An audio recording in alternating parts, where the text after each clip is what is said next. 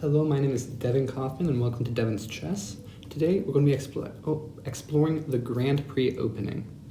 Grand Prix opening is a variation of the Sicilian defense, which means that white will open up with king pawn f2, to which black responds with their pawn to c5, and we see black pulls a closed Sicilian, putting their knight behind their pawn, and to this white will respond with pawn to f4. And this gives white nice control of the center of the board, along with a lot of attacking potential.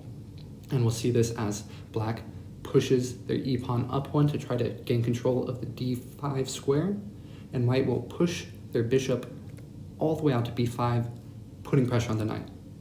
Here, black responds by protecting their knight, and white brings out their knight behind their pawn in a very similar method to how black has it. From here, black attacks the bishop, to which white will just trade off their bishop, and then white will push their d-pawn up one. If you'll see here, this actually closes that white diagonal that the bishop was inhabiting. So white pretty much just traded off their white bishop just so that they could close down their structure and make it so that the black-white bishop is far less powerful.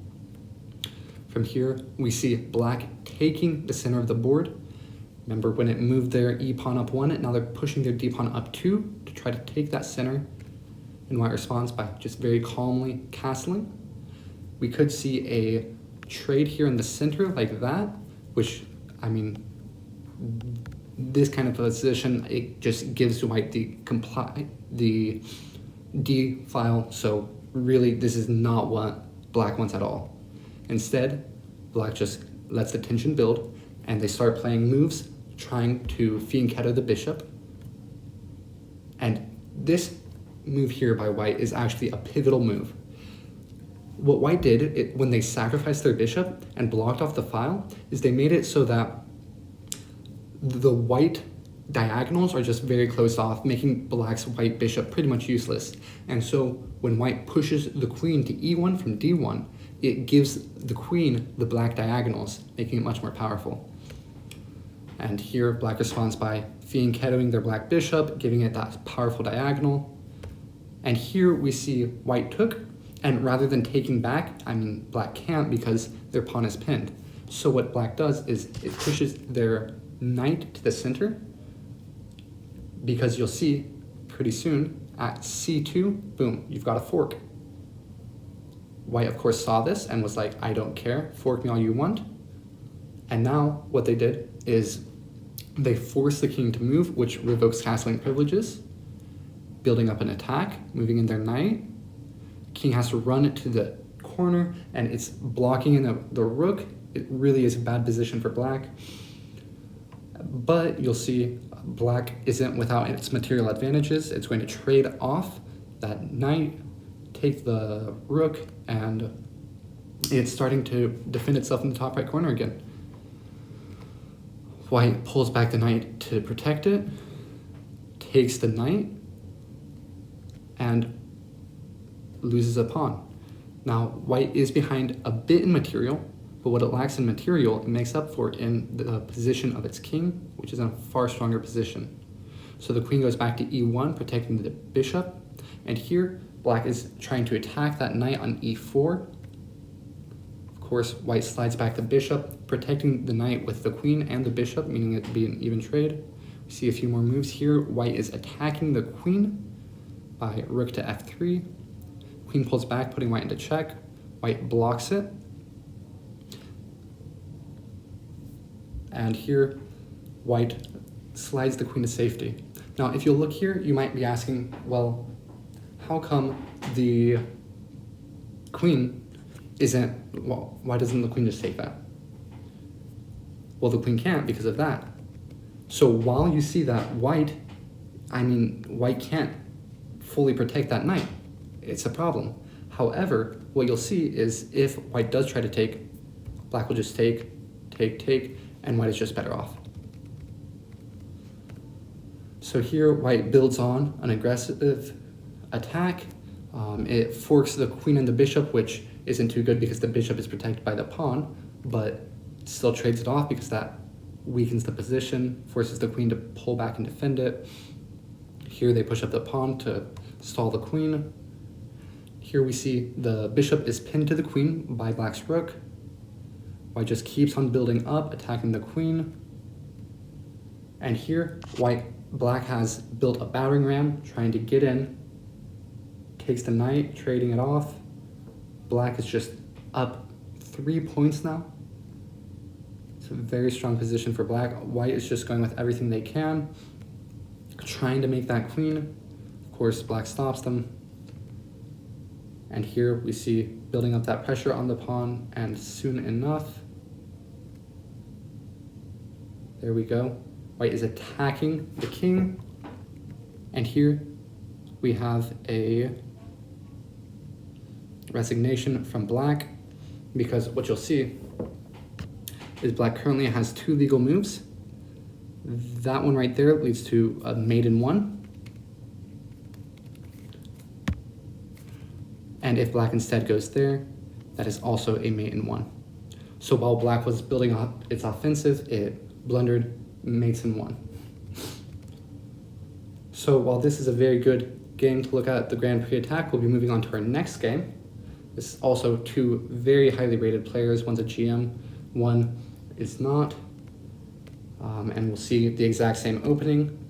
Only instead of white pushing their knight to f3, they instead defend that position with a pawn. Black fianchettos the bishop, which is always a good idea, giving the bishop a very strong diagonal. And for those of you who don't know, to fianchetto means to, in the top right corner here, you'll see the pawn was moved to g3 and then bishop to g2. That is fianchettoing, putting the bishop behind the pawn like that because it gives it the diagonal. So from here, white it's like almost a fianchetto. It's not really. It lacks the f. If the f pawn were on its starting position, it would be a fianchetto. And what you'll see here is white's e4 pawn is actually blocking that white diagonal. But soon enough, you'll see that it builds up its position. And here we see black being very aggressive, pushing the h pawn all the way down. White is just calm, basically says just come at me, there's nothing you can do. Pushing the bishop back, because if you'll see, white has pretty much already trapped its own bishop in. So if the bishop were to become anything at any point in time, white would have to move a lot of its pieces or pull it back anyways.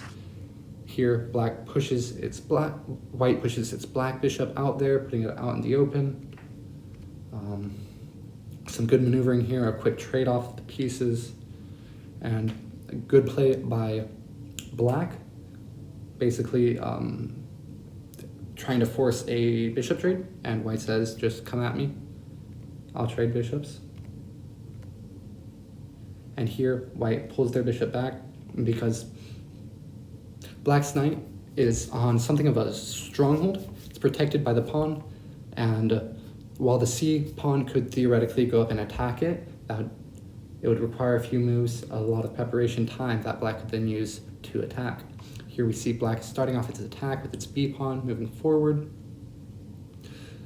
And now black pulls back its knight, you'll see, which then opens the bishop's diagonal. It takes the pawn, pressuring the rook. Rook has to move, bishop back. And white goes knight to f3. Just very solid moves, building up the position. We see black is working a lot on the queen side, trying to build up an offensive there, basically just closing off the right side of the position, making sure that white can't get through, which is very well done by black. And here, black snags the pawn, but the queen is quickly removed. Black builds a powerful position, and honestly, it's just looking like black it's ahead. There's nothing that white can do. Here, by taking with the pawn, it opened up the diagonal, inviting a queen trade. Black did get the better of this trade. I mean, a queen for 2 rooks, it's always a good trade, but it's not an instant loss. It's not that devastating. So here we see white's king moved from h1 to g2, trying to get out of the way to unpin the bishop. And here black connects its bishop, its rook's just very solid, working on fundamentals, can then go up, pressuring the queen, repinning the bishop. White goes down again to unpin again. And here we see that, black is just trying to queen.